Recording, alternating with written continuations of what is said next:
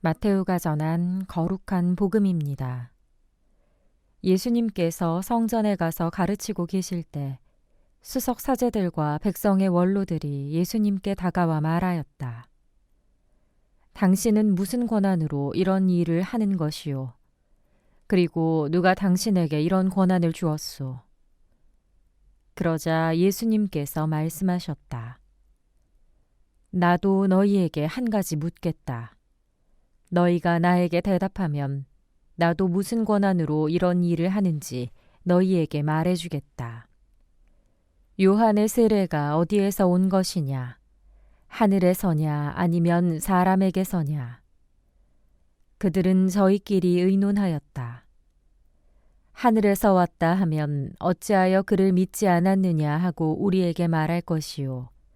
그렇다고 사람에게서 왔다 하자니 군중이 두렵소. 그들이 모두 요한을 예언자로 여기니 말이요. 그래서 그들이 예수님께 모르겠소 하고 대답하였다. 그러자 예수님께서 그들에게 말씀하셨다. 나도 무슨 권한으로 이런 일을 하는지 너희에게 말하지 않겠다. 주님의 말씀입니다. 당신은 무슨 권한으로 이런 일을 하는 것이요? 수석 사제들과 백성의 원로들이 던진 이 질문은 예수님께서 성전을 정화하시고 가르침을 베푸시는 권한에 대한 이의 제기였습니다. 사제들과 원로들의 이 질문은 일견 정당해 보입니다.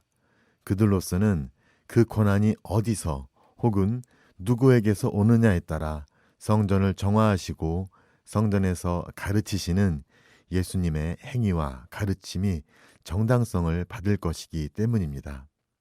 그러나 질문을 던지는 그들 안에는 큰 오해와 장벽이 가로놓여 있습니다.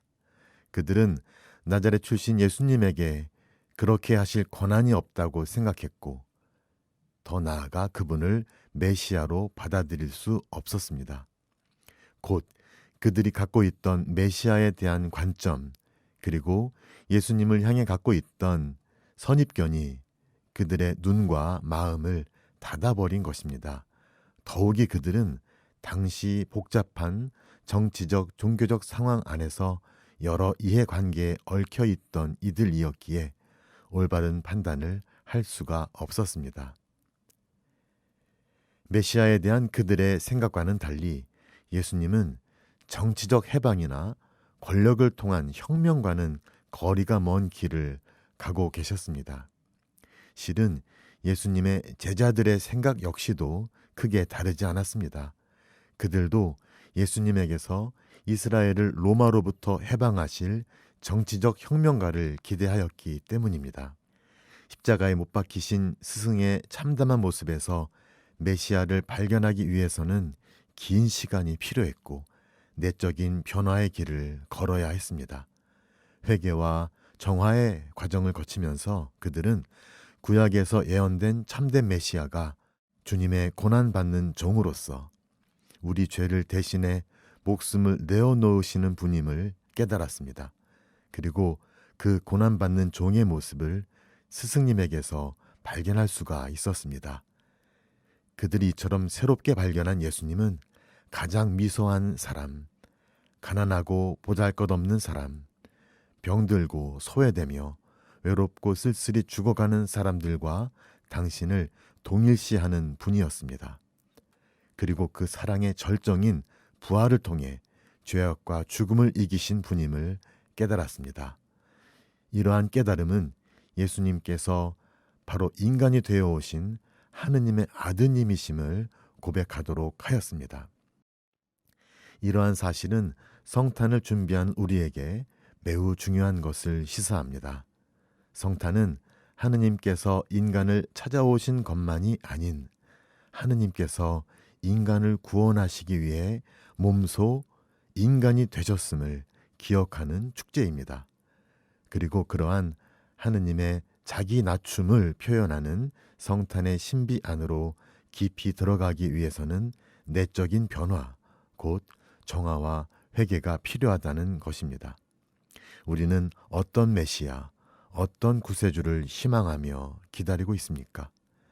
연약하고 온갖 위험에 노출된 궁궐이 아닌 마국간의 구유에 누인 아기에게서 인류의 구세주, 나의 주님을 발견할 수 있을까요?